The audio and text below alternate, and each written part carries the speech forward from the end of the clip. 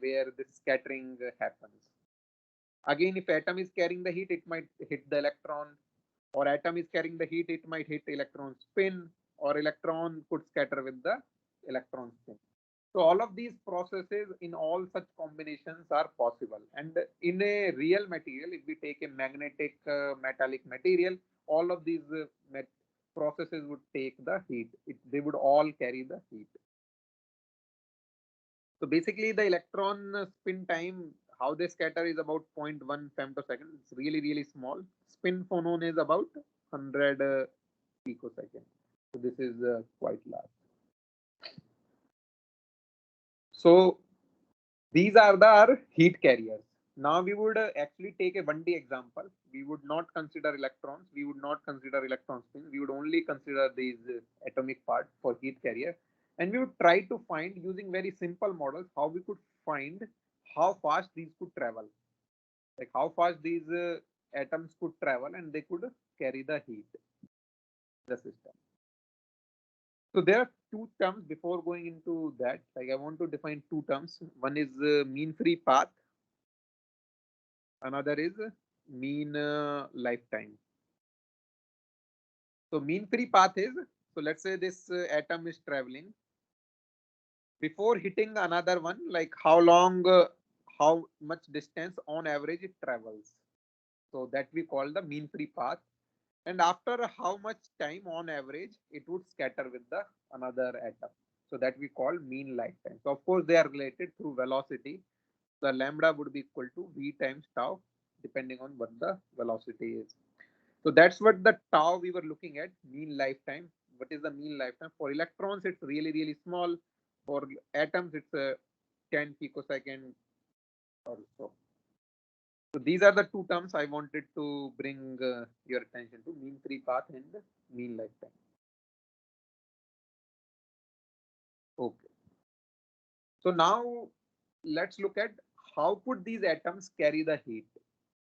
So now we are coming to the picture of directly atoms. So we said, okay, like these are our heat carriers, but how would these atoms would carry the heat?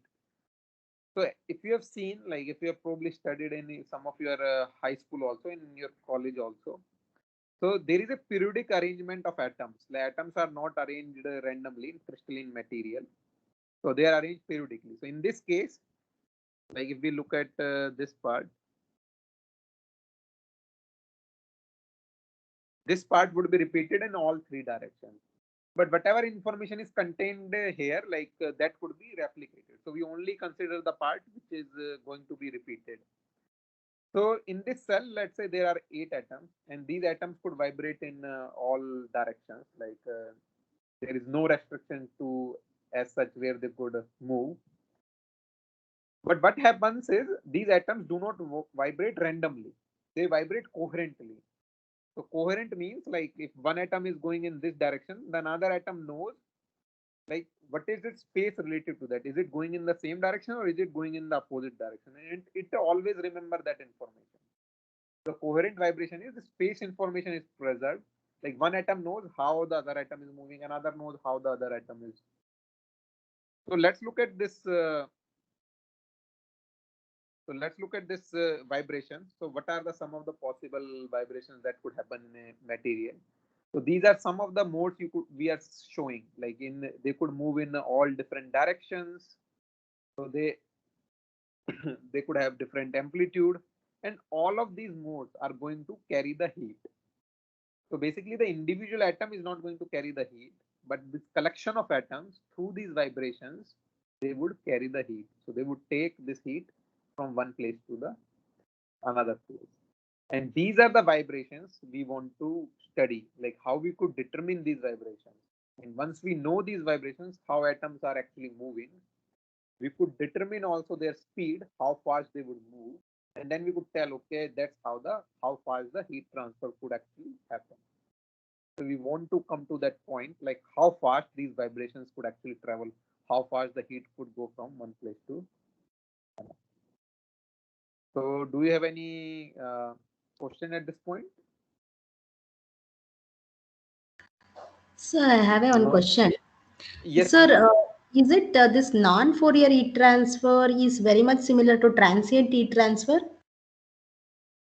Actually, there are few things which would come. So of course the transient in one picture, in transient case also the it happens. Also when you go really small in length scale, so let's say we are approaching 100 nanometer or so, it depends on the material, Okay. then Mhm. also the Fourier law is not applicable. We would come to those examples. Actually, I think we would spend about 7-8 hours in your this assignment, and in that assignment the only question you have to solve is like again the same 1D bar which we are solving, and this bar would be now of 100 nanometer, and you have to solve that problem. Basically we would code together, like we would solve this problem, how this bar would reach equilibrium with a Fourier law and non-Fourier equation. And Okay. what you would have found is like in given the material properties, like Fourier law eventually would reach here, the non-Fourier information would be more like something like this. It won't not even reach the boundary temperature. So there would be some difference, and this difference actually comes because of this length scale. So if we are looking at the steady state picture also, then also we cannot thermalize with the boundary conditions even. Only Okay. if this length becomes like say 10,000 or even more, like when we are making this length bigger and bigger, then only the Fourier law becomes applicable. And of course, small time scale, as I already explained, the heat cannot propagate with that infinite speed. So there also it breaks down. Okay. So that means say like when the time scale as well as the space scale is very very low. So that time this Right. non-Fourier heat transform will be applicable. Right. And it depends on the material, what we call low. So Okay. for some materials, 100 nanometer might be low. For some materials, even 1000 nanometer might be low. For some cases, Mhm. 10 might be low. So So it that depends on the depends on material. mean free path. That depends on mean free path Right. available. Right. Okay. That depends on the mean free path. So we would connect these information together. Okay, sir. Thank you for the clarification. Sir, but So, even for very small length scale, right. when we come to a steady state condition, Right. the solution will be different for this non-Fourier and Fourier. Yes, it would be different. And as I was explaining, like what would happen, like let's say this is the bar. And so let's say Fourier is giving you this solution. So in the if this length is small, you won't will not even reach the boundary temperature. Like there would be a jump at the boundary. You cannot thermalize with the boundary completely. Okay.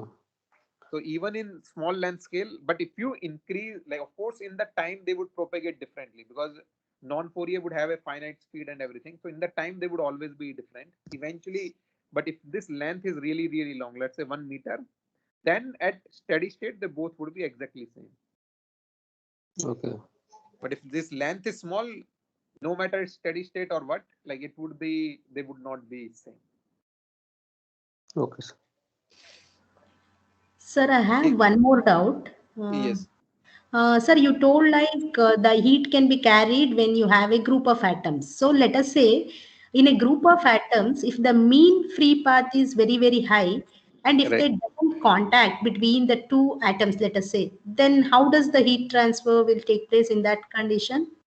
So we would come at that point. So you brought up a very good point. So let's say there is a group of atoms which are vibrating like this. There is another group of atoms which are vibrating like this.